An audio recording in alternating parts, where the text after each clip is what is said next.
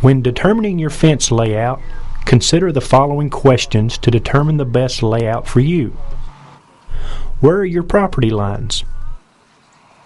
Where will your gates be located and what size? What is the distance between line posts? 8 foot, 10 foot, 12 foot. How many rails? Note spacing and rail placement inside or outside. For a safer and more secure fence, we recommend rail placement on the inside where the animals are contained. What kind of end or gate bracing assemblies will you use? Horizontal diagonal, horizontal, or diagonal? For corner bracing assemblies, will you use rounded, double 45, or 90 degree? For a safer fence, we recommend rounded or double 45. What type of termination will you use? End staple procedure, one-way barrel tensioner, or terminator buckle? If two-way barrel tensioners are required, try to position at center point from either end, or at the 660-foot mark. However, you must take into account elevation and directional changes. When drawing your fence layout, things to consider are gate locations and sizes, corner assemblies, rail placement, inside or outside, perimeter measurements, and post spacings. If two-way barrel tensioners are used, mark those locations. Also note end or gate brace assemblies. It's important before you begin to build your fence to remove all labels on the rolls of fencing material. Note, if using a utility knife, be careful not to damage the material. Place these labels in a safe place so that you can mail them to Centaur Fence Systems along with the other required paperwork in order to obtain your warranty.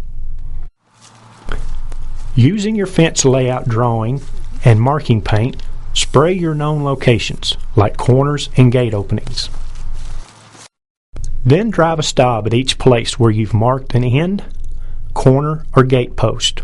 Pull the string along the entire fence line configuration, using the stobs as your known points.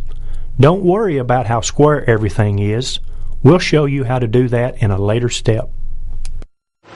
Setting end, corner, or gate post, use of a power-driven auger or gas-powered auger makes your job easier.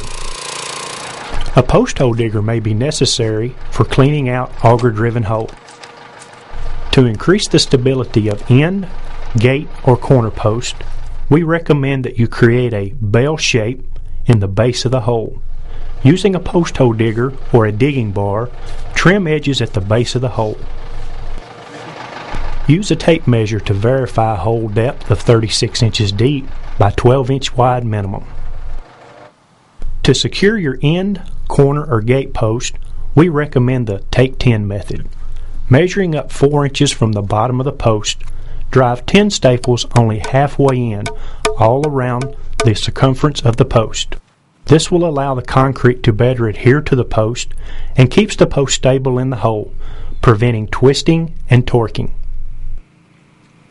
When setting end, corner, or gate post, we recommend that before pouring in the concrete mix, tamp a minimum of 6 inches of gravel or dirt around the base of the post. This will allow moisture to wick away from the post. Also remember to use your level to lean the post half to 1 inch away from the pool. Here's a tip about squaring your corners by using a simple triangulation method. First, measure 3 foot along one side of your guide string and make a mark.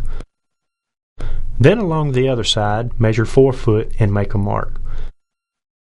Then measuring from the 3 foot mark across diagonally to the 4 foot mark, make sure that this final measurement is 5 foot.